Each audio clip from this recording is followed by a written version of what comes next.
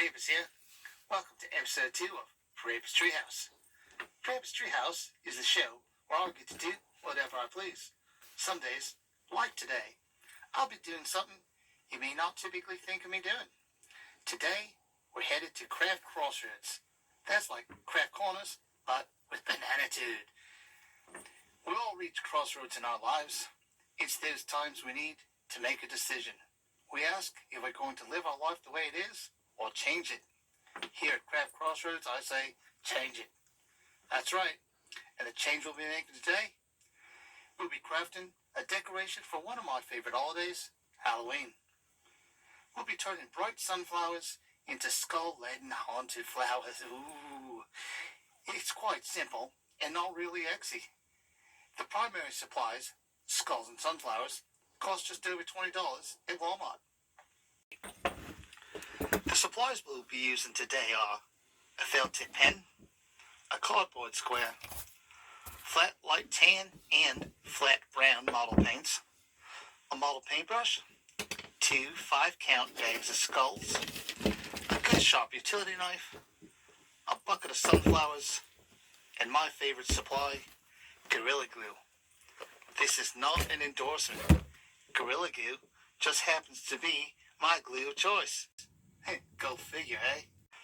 Any good all-purpose glue, full plastic, will do. Before we start, to protect myself from the glue and paint I'll be using, I'll put on my apron. Every good crafter should wear an apron. Here's my banana bib. How's that look, mates? Hell, a lot of banana too. Bananitude! In this apron. I love nature, but sometimes craft calls for artificial items rather than natural ones. They last longer, they are more cost effective, and if you can't find them in a store, they're easy to get on the internet.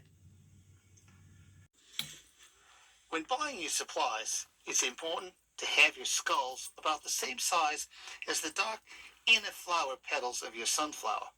This is known as the disc floret. Make sure you have the same number of skulls and flowers.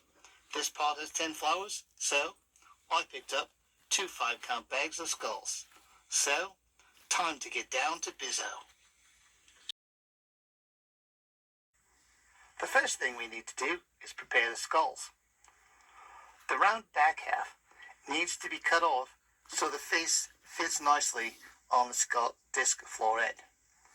Draw a line, or dots as I'm doing, along a flat plane on the skull. This is where the skulls will be cut. Using our utility knife, that's not a knife, that's a knife.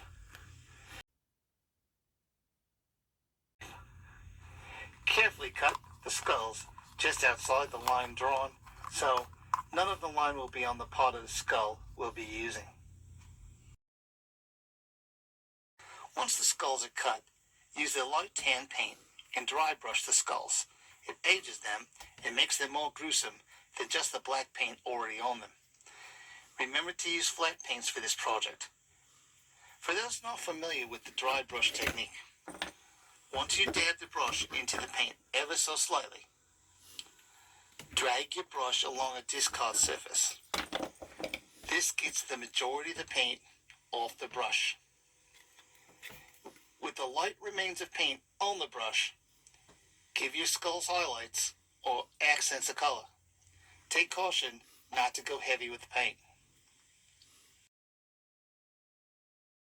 If the skulls you are using have this flat piece molded in, it needs to be taken care of.